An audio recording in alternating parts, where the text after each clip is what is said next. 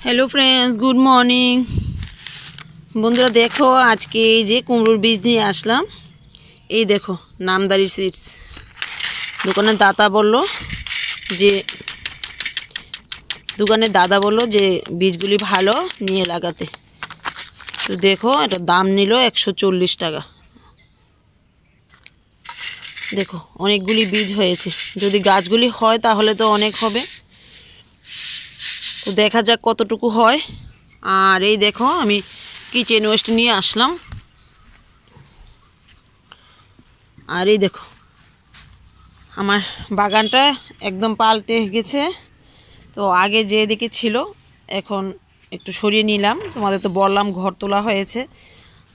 Tomato গাছগুলি দেখো অনেক বড় হয়ে গেছে, আর প্রত্যেকটা গাছই কি সুন্দর ফুলও চলে আসলো আর টমেটো হয়ে গেছে। দেখো খুবই ভালো লাগছে। আর দেখো গাছের গোড়াতে আমি কিচেন ওয়েস্ট দিয়ে দিয়েছি।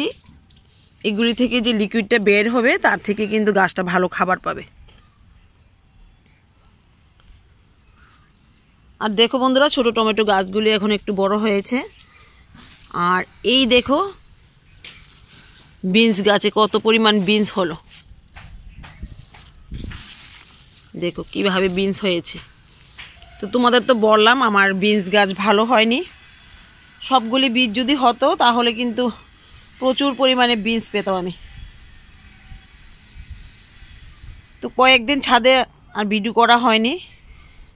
ছাদে এখনও কাজ চলছে, ছাদটাও পরিষ্কার হয়নি, তাই ভিডিও বানাই না। দেখো কিভাবে টমেটো এসেছে গাছটাতে। আর বন্ধুরা এই গাছটা তোমরা তো আগে দেখেছো, এটা কিচেন ওয়েস্ট থেকে ওটা গাছ। তার মধ্যেই দেখো কিভাবে টমেটো হয়েছে। তো অনেকে বলে যে কিচেন ওয়েস্ট থেকে বা এমনিতে যদি কোনো গাছ হয় এগুলিতে ভালো ফলন হয় না। তো আমি দেখছি যে আমার কিনে আনা চারাগুলি থেকে এই কিচেন ওয়েস্টে যে গাছটা হয়েছে তার মধ্যে কিন্তু প্রচুর পরিমাণে টমেটো হয়েছে, কিনা গাছগুলি থেকে বেশি। দেখো প্রত্যেকটা ব্রাঞ্চেই টমেটো। যাই হোক যতটুকু হয় ততটুকু আমার কাছে ভালো।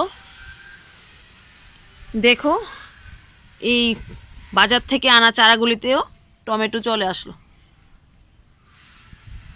তো এখন আর কোনো টমেটো চারা কিনবো না। ঘরে যে টমেটো খাওয়া হয় বাজার থেকে এনে সেগুলি বীজ পড়ে একটু একটু চারা হয়, আর সেই চারাগুলিকে আমি না ফেলে লাগিয়ে দেব।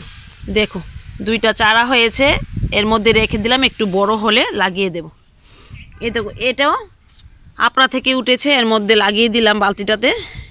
দেখা যাক কতটুকু হয়। তো তোমরা তো দেখলে যে কিচেন ওয়েস্টের গাছ থেকে কতগুলো টমেটো হয়েছে। তো দেখি বাকিগুলিও লাগিয়ে। আর নিচে যে বস্তায় গাছগুলি লাগিয়েছিলাম এগুলিকে এখানে নিয়ে আসলাম। তো নিচের বাগানে একটু রোদটা কমই পায় গাছগুলি, তাই ছাদে নিয়ে আসলাম। দেখা যাক এই গাছগুলিতেও দেখো টমেটো চলে আসলো। তো বন্ধুরা যতটুকুই হয় বাড়িতে কম খরচে কোনো কেমিক্যাল ব্যবহার না করে তাই কিন্তু ভালো। অন্ততপক্ষে আমরা ভালো খাবারটা তো খেতে পারবো, বেশি না হোক একটু হলে তো খেতে পারবো। তো যারা নতুন বাগানি এক দুইটা টমেটো গাছ কিংবা কিছু শাক লাগিয়ে দেখতে পারো, খাবার চেয়ে আনন্দটা কিন্তু বেশি। তো যতটুকুই হয় আমরা একটু হলেও ভালো খাবারটা খেতে পারবো। তো বন্ধুরা এইভাবে একটু একটু করে লাগিয়ে দেখো। দেখো এখানে লাল শাকগুলিও ফুটে গেছে। আর যতটুকুই হয় নিজের বাগানে খুবই ভালো লাগে দেখতেও খেতেও। আর তোমরা যারা নতুন বাগান করছো তারা একটু একটু লাল শাক, ডাঁটা শাক, লাই শাক, সর্ষে শাক এগুলি ফেলে দেখতে পারো। তো বন্ধুরা আজকে ছাদ থেকে কিছুই তুলবো না, ছাদে তোলার মতো কিছুই নেই। আজকে শুধু আমার ছাদ বাগানটা তোমাদের দেখাতে আসলাম, যে আমি বাগানটা একটু রূপ পাল্টে নিয়েছি, ওই সাইড থেকে এই সাইডে নিয়ে আসলাম। আর এই যে কুমড়ার বীজগুলি সারাটা দিন রোদ দেব, তারপর রাতে ভিজিয়ে কালকে লাগিয়ে দেব। তো যদি পারি সেই ভিডিওটা তোমাদের দেব। এবার চলো বন্ধুরা নিচের বাগানে কিছু ধনেপাতা তুলে আজকের ভিডিওটা শেষ করব। তো বন্ধুরা চলে এলাম নিচের বাগানে। আর দেখো কয়েকটা মূলা ভালো বড় হয়েছে, তো আজকে তুলবো না, দেখি কালকে তুলতে পারি কিনা।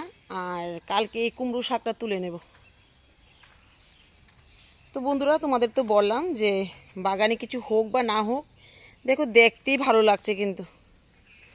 তো অনেকে তো ফুল গাছ লাগায়, পাতাবাহার গাছ লাগায়, সেটা তো খাওয়া যায় না।